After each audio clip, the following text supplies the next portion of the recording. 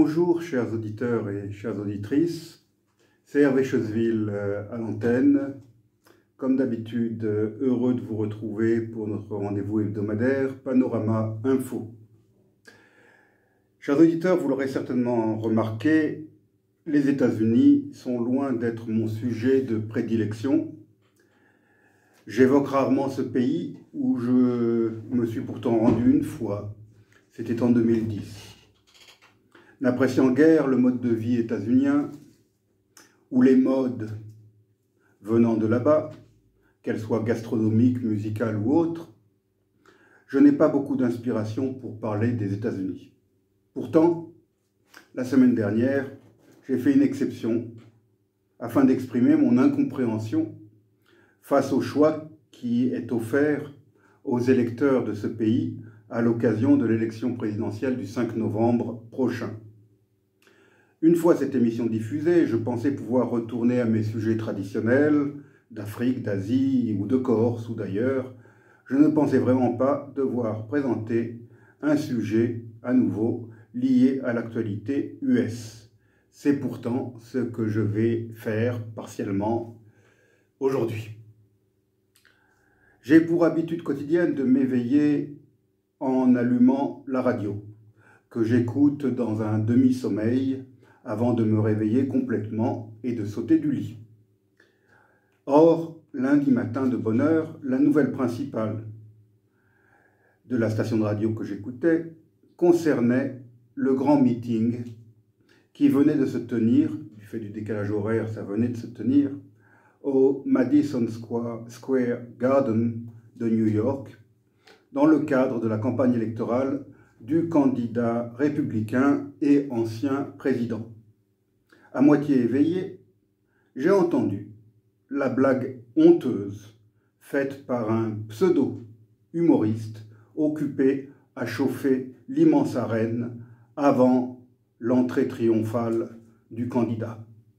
L'individu en question, pas le candidat, l'humoriste, dont j'ai déjà oublié le nom, s'est permis d'évoquer une île d'ordures flottant dans l'océan avant de préciser qu'il s'agissait de Porto Rico, un État associé aux États-Unis dont les habitants, s'ils sont bien des citoyens US, n'ont pas le droit de voter à l'élection présidentielle, alors qu'ils ont celui de voter lors des primaires qui précèdent de quelques mois l'élection présidentielle. Encore une incongruité du système électoral US, prétendument démocratique. Ainsi donc, l'île de Porto Rico, jadis surnommée par les Espagnols la Isla del Encanto, l'île de l'enchantement. Cette île donc serait, selon cet humoriste autoproclamé, un tas d'ordures flottant. Comme beaucoup d'États-Uniens, je suppose que le pitre en question n'est jamais sorti de son pays, même pour se rendre dans un État prétendument associé aux États-Unis, et dont les habitants sont prétendument ses compatriotes, à ce bouffon. Serait-il seulement capable de situer Porto Rico sur une carte, ce fou du roi? J'avoue que les propos de ce clown de service m'ont piqué au vif et ont achevé de me réveiller complètement, alors que je ne suis pas portoricain et que je n'ai jamais mis les pieds dans cette île des Grandes Antilles. Mais, en tant qu'insulaire moi-même, peut-être me suis-je indirectement senti insulté par les élucubrations de cet amuseur de bas étage. C'est vrai, j'ai toujours de la sympathie pour tous les insulaires de la planète. Mais cette sympathie est encore plus vive à l'égard de Porto Rico, car il s'agit là d'une île à laquelle la Corse est liée par l'histoire et par la population. C'est donc cette insulte au peuple portoricain, lancée devant des milliers, peut-être des dizaines de milliers de supporters états-uniens enthousiastes, qui m'a donné l'idée de vous parler, chers auditeurs, de cette très belle île de Porto Rico.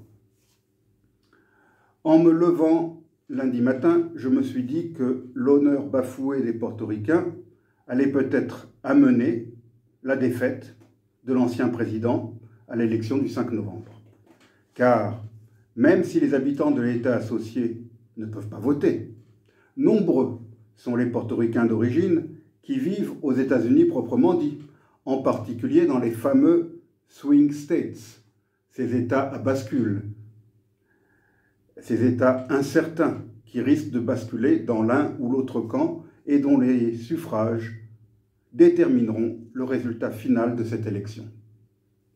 C'est ainsi que 456 589 habitants de la Pennsylvanie sont d'origine portoricaine, ainsi que 115 917 de la Caroline du Nord, 109 009 de la Géorgie, 65 084 du Wisconsin, 50 209 du Michigan, 49 229 de l'Arizona et 29 383 du Nevada.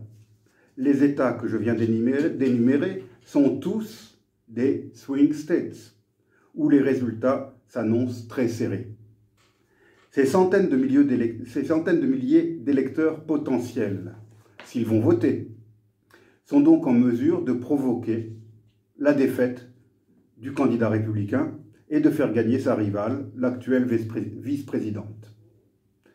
D'autant que si l'insulte visait les portoricains, l'électorat originaire d'autres îles des Antilles, telles que Cuba, Haïti, la République dominicaine ou la Jamaïque, a pu se sentir tout autant insulté et se solidariser des portoricains, sans parler des latinos, c'est-à-dire les États-Uniens originaires des pays d'Amérique latine qui se sont souvent sentis ciblés négativement par les propos de campagne du candidat républicain.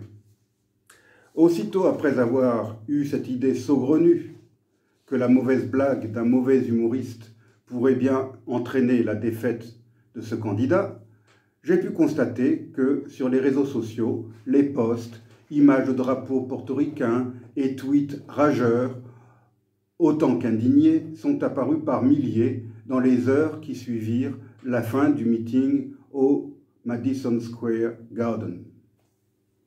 Certains de ces petits textes étaient rédigés en anglais, d'autres en espagnol, et tous ne venaient pas que de portoricains.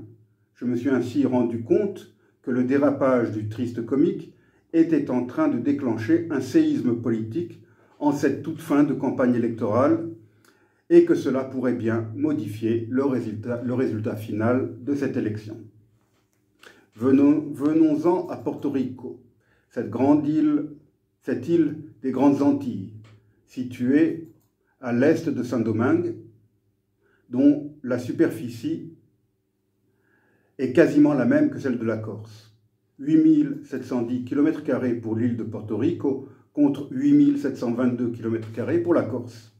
Mais en fait, le territoire constituant l'État associé de Porto Rico est constitué d'un total de 143 îles et îlots, pour la plupart inhabités. L'île principale de Porto Rico est longue de 170 km et large de 60 km. Ce sont des dimensions à peu près similaires aussi à celles de la Corse. Il s'agit d'une île montagneuse avec sa cordillère centrale qui occupe l'essentiel du territoire et dont le point culminant, le Cerro de Punta, s'élève à 1338 mètres d'altitude. Il existe cependant quelques plaines côtières du côté du littoral nord et du littoral sud-ouest. La superficie totale de l'État, toute île confondue, s'élève donc à 9104 km², soit un peu plus que celle de la Corse. Cet État est cependant presque 10 fois plus peuplé que la Corse, puisque la population s'élève à 3,3 millions d'habitants, dont l'essentiel vit sur l'île principale de Porto Rico. Les autres îles habitées sont beaucoup plus petites et peu peuplées. Il y a d'abord 2 îles qui font partie de ce qui était appelé autrefois les îles Vierges espagnoles, Vieques et Culebra, qui signifie couleuvre en espagnol, qui sont situées à l'est de Porto Rico, à quelques kilomètres à l'est de Porto Rico. Il y a aussi une autre petite île qui n'est habitée que par des scientifiques ou des gardes de la réserve naturelle qui a été créée sur l'Isla Mona, une toute petite île plus proche de Saint-Domingue que de Porto Rico, qui n'a donc pas de population permanente.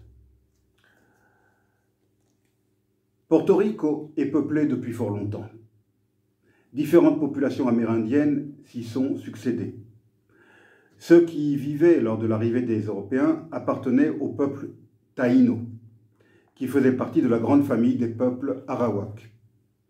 Ils appelaient leur île Boriken, un nom signifiant « terre du vaillant seigneur ».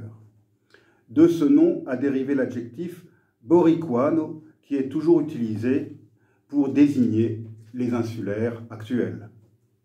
C'est durant son second voyage que Christophe Colomb découvrit l'île.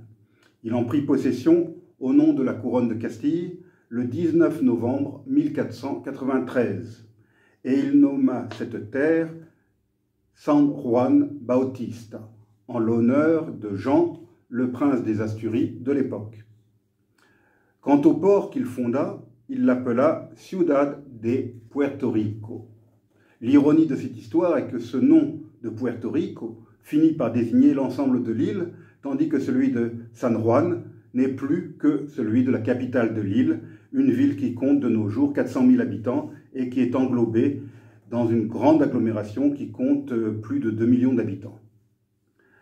La véritable colonisation ne débuta qu'à partir de 1508, donc après la mort de Christophe Colomb. Les indigènes taïnos furent réduits en esclavage et décimés par les maladies importées d'Europe et par les dures conditions de vie que l'occupant espagnol leur imposa. Pour les remplacer progressivement, les colons espagnols eurent recours aux esclaves arrachés à l'Afrique et transportés à travers l'océan Atlantique dans des conditions abominables. Je ne reviendrai pas sur cet ignoble trafic transatlantique. À Porto Rico, l'esclavage ne fut aboli par l'Espagne qu'en 1873. Et encore, cette abolition ne fut réellement effective qu'au bout de plusieurs années. En 1897, Porto Rico devint une éphémère province espagnole, puisque l'île fut envahie par l'armée des États-Unis à partir du 25 juillet 1898, dans le cadre de la guerre qui opposait ce pays à l'Espagne et qui prit fin avec le traité de Paris, signé le 10 décembre de la même année. L'Espagne fut contrainte de céder aux États-Unis Cuba, Porto Rico et les Philippines. En compensation, elle dut se contenter, de la part des États-Unis, de 20 millions de dollars.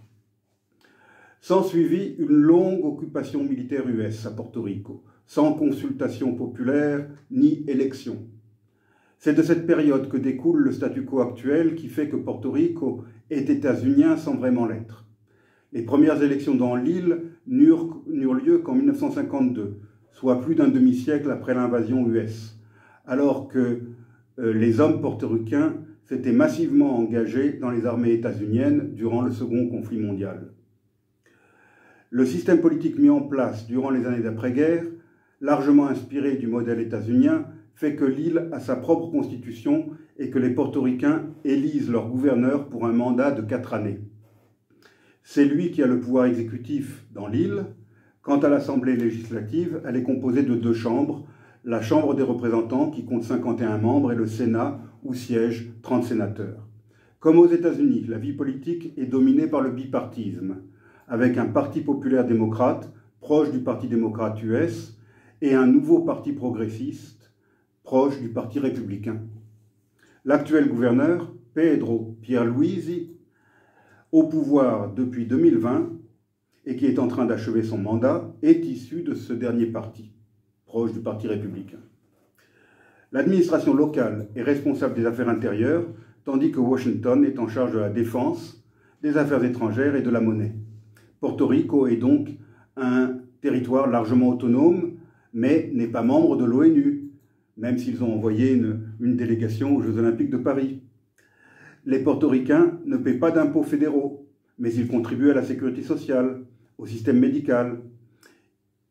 Ils paient aussi des taxes sur les importations et les exportations, même vers les États-Unis. Depuis 1917, les Portoricains ont la nationalité US, mais ils n'ont pas le droit de vote, on l'a vu, lors des élections présidentielles.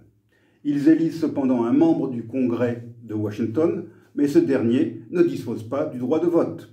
Il s'agit donc d'un simple observateur qui doit certainement faire beaucoup de lobbying auprès de ses collègues en faveur de son île. En outre, les portoricains n'élisent aucun sénateur. Selon un sondage, seuls 54% des États-Unis savent que les portoricains sont aussi des citoyens US. L'État de Porto Rico est composé de 78 communes. Le taux de pauvreté s'élève à 45% et celui du chômage à 12%. 94,5% des portoricains parlent espagnol à la maison, contre seulement 5,34% qui utilisent l'anglais. 89% d'entre eux sont chrétiens, avec une majorité de catholiques, 56% contre 33% de protestants. Il faut cependant noter que ces derniers, les protestants, étaient pratiquement inexistants au moment de l'invasion US de 1898. Leur nombre a donc fortement progressé depuis que le territoire a été détaché de la catholique Espagne. L'île fut frappée en septembre 2017 par l'ouragan Maria. Longtemps minoré par les autorités, le nombre de morts s'est finalement élevé entre plus de 3000 et 4600. Le chiffre est encore incertain. Donald Trump était président à l'époque. Les portoricains n'ont pas oublié son manque d'empathie et de réactivité envers cette tragédie. La vie politique portoricaine est parfois troublée par de gros scandales liés à la corruption d'hommes politiques. L'année 2005 avait été marquée par l'assassinat du leader indépendantiste Filiberto Oreda Ríos. L'ONU considère que Porto Rico est un État dont le processus d'autodétermination n'est pas encore achevé. En 2010, la Chambre des représentants US a approuvé l'enclenchement d'un processus formel d'autodétermination. Ce vote a abouti à l'organisation d'un référendum qui s'est tenu le 6 novembre 2012. Les portoricains se sont exprimés à 53% en faveur d'un changement de statut avant 2020 et 65% se sont prononcés pour que leur État devienne un véritable État des États-Unis d'Amérique. En mai 2017, Porto Rico s'est déclaré en état de banqueroute. L'île faisait face à des difficultés économiques récurrentes depuis la crise économique de 2008. La banqueroute a provoqué la fermeture de centaines d'écoles. Le 3 novembre 2020, un référendum non contraignant s'est tenu et il ne semble pas avoir motivé les citoyens portoricains puisque seuls 55% d'entre eux y ont participé. 52,52% des votants se sont exprimés en faveur d'un statut d'État états-unien à part entière. En juillet dernier, le gouverneur Pierluisi a convoqué un plébiscite sur le statut définitif du territoire qui devra se tenir en novembre prochain, donc dans quelques jours. Les portoricains auront le choix entre, premièrement, un statut d'État états-unien, deuxièmement, l'indépendance, troisièmement, une indépendance avec libre association avec les États-Unis, dont les conditions seraient négociées en ce qui concerne les affaires étrangères, la citoyenneté US et l'utilisation du dollar. Alors je voudrais maintenant revenir, pour terminer cette émission, sur les liens particuliers qui lient Porto Rico à la Corse.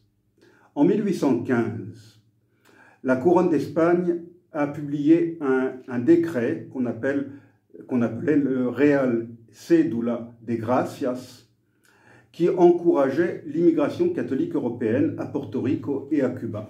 1815, c'est les années où l'Espagne était en train de perdre ses colonies d'Amérique du Sud et d'Amérique centrale, qui, l'une après les autres, proclamèrent leur indépendance. Donc, l'Espagne cherchait à consolider son assise à Cuba et à Porto Rico. Certaines familles corses émigrèrent alors vers Porto Rico. Et les Corses ont depuis joué un rôle déterminant dans le développement de l'économie, en particulier dans l'industrie du café. Alors pour l'anecdote, le premier immigrant corse s'appelait Juan Fantatauzi, né vers 1734 à Morcilla. Il s'installa à Aguadilla dans les années 1760 et épousa Josefa Martinez. Il est décédé en 1798. Mais le gros de l'immigration commença à partir de 1830. Leur nombre de Corses a culminé, de nouveaux arrivants en Corse, a culminé au début des années 1900. Les Corses se sont installés dans la région montagneuse du sud-ouest de Porto Rico. C'est Yauco qui a attiré la majorité des colons corses. Les trois principales cultures dans la région de Yauco sont le café, la canne à sucre et le tabac. Avec l'argent économisé, des Corses créèrent des épiceries et des commerces. Certains ont fait fortune grâce au café. Dans les années 1860, les colons corses sont devenus les leaders de l'industrie du café à Porto Rico. 7 plantations de café sur 10 appartenaient à des Corses. La famille Mariani de Yauco eut une idée géniale, celle de convertir une égreneuse de coton pour l'utiliser pour le décortiquage mécanique des cerises de café, lequel égrenage manuel nécessite beaucoup de main-d'œuvre. Et l'autre idée géniale de ces familles corses, ça a été d'envoyer des membres de leur propre famille dans les centres d'achat du café européen afin de faire du lobbying et d'établir des relations commerciales directes avec ces centres commerciaux.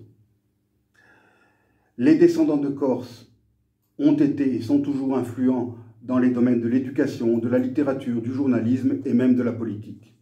Yauco est la ville corse et la ville du café à Porto Rico.